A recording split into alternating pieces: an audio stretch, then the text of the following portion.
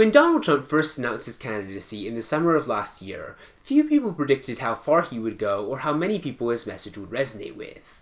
But now that we're here in the summer of 2016, and Donald Trump has clinched the Republican nomination, it's time to take a look at some of his policies a little bit closer.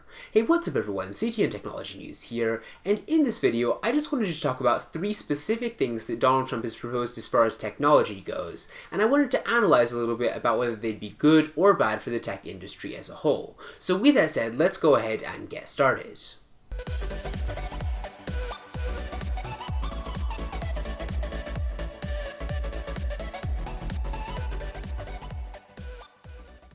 So the first main policy proposal that Donald Trump threw out was in January of 2016 when he was speaking at a rally at Liberty University. In one of his speeches, Donald Trump said that it was time for Apple to start bringing back their manufacturing jobs to the United States, rather than outsourcing all of their manufacturing to companies in Southeast Asia. We're going to get things coming. We're going to get Apple to start building their damn computers and things in this country instead of in other countries.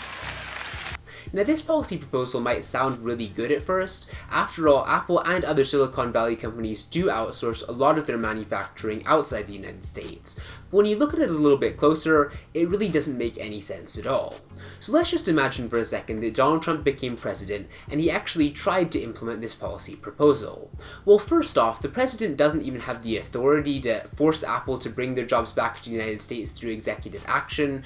Donald Trump would have to rely on Congress to impose high tariffs on Apple to force them to keep their manufacturing jobs in the United States, and given the current political realities, that seems very unlikely. But let's just imagine for a second that Donald Trump could do all of this. Well, the first thing that would happen is that Apple's supply chain, which has really become fine-tuned over the last 20-30 years to create products as efficiently as possible, would become completely disrupted, and they'd really have to start from scratch as far as making products in the United States. The first thing they'd have to do is construct several $billion worth of new manufacturing plants inside America, and that would cost Apple a lot of money that they'd probably have to take from other things like retail and corporate expansion. That means that Apple would be forced to lay off thousands of workers, which would harm the very people that Donald Trump is hoping to help.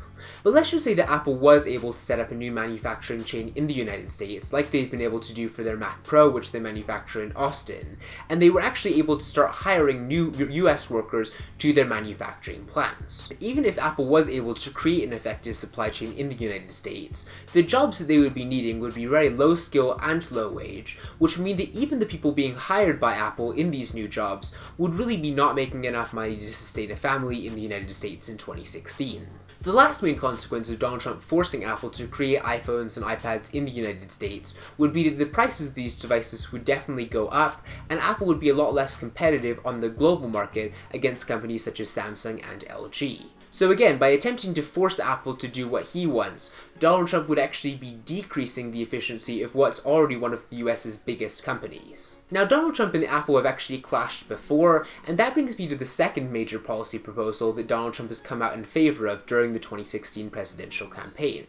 You may remember that after the San Bernardino attacks, the FBI was attempting to break into one of the iPhones used by one of the San Bernardino killers, and they were attempting to force Apple to break open the iPhone for them. Apple refused, and they basically said that there would be a major privacy intrusion on the government's part because it could be used again and again and again to access the private lives of ordinary US citizens. Apple saw it as a slippery slope, and they refused to comply with the FBI, even though it was a matter of national security. Now, when Donald Trump was asked about the question, he said that Apple needed to be forced to comply with the FBI, even going so far as to say that people should boycott Apple until they complied with the US government. I think it's disgraceful that Apple is not helping on that. I think security first, and I always felt security first. Apple should absolutely, we should force them to do it. We should do whatever we have to do. And I guess he wants to be a good liberal and he doesn't want to give the information. I think you have to be able to crack that, and I think Apple is absolutely in the wrong.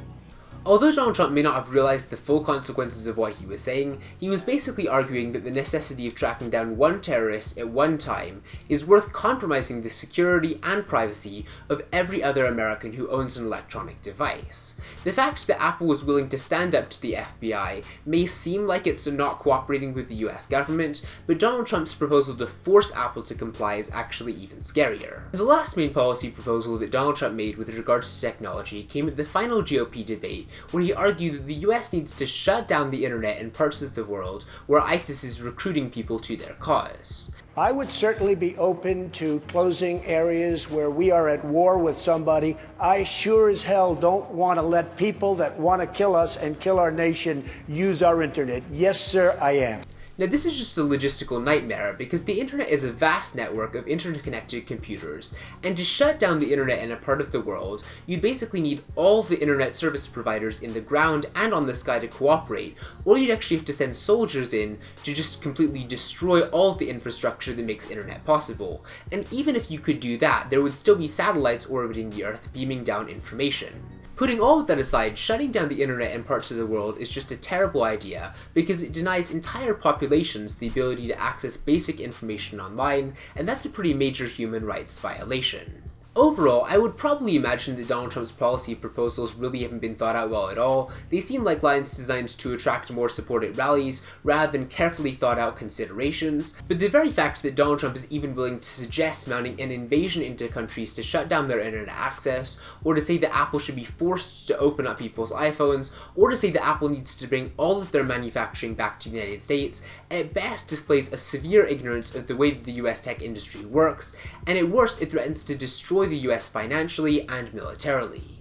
But with that said, give me your opinions on Donald Trump's technology proposals in the comments below, give this video a thumbs up if you enjoyed it, and I will see you next time.